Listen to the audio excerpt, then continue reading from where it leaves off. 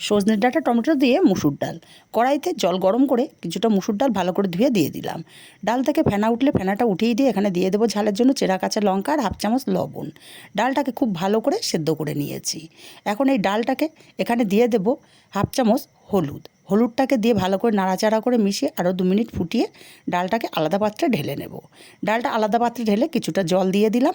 জলটাকে খুব ভালো করে ফুটিয়ে নিতে হবে। জলটা ফুটিয়ে নিয়ে আমি ডালের মধ্যে ঢেলে দেবো। দিয়ে কড়াই পরিষ্কার করে বসিয়ে 3 চামচ তেল দিয়ে দিলাম। তেলটা গরম হলে কেটে রাখা সজনের ডাঁটা, হাফ চামচ লবণ, হাফ চামচ হলুদ দিয়ে সজনের ডাঁটাটাকে মিনিট 3-4 সময় নিয়ে ভেজে নিয়েছি। এখন সজনের ডাঁটাগুলোকে উঠিয়ে আমি সরাসরি ডালের মধ্যে রেখে দেবো।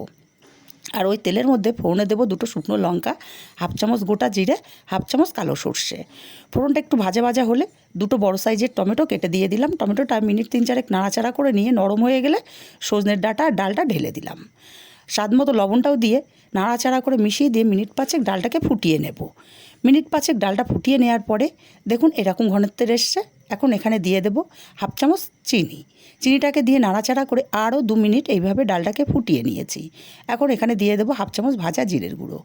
ভালো করে নাড়াচাড়া করে মিশিয়ে দেব। দিয়ে আলাদা পাত্রে নামিয়ে নিলেই দারুণ স্বাদের ডাল রেডি সজনে ডাঁটা টমেটো দিয়ে।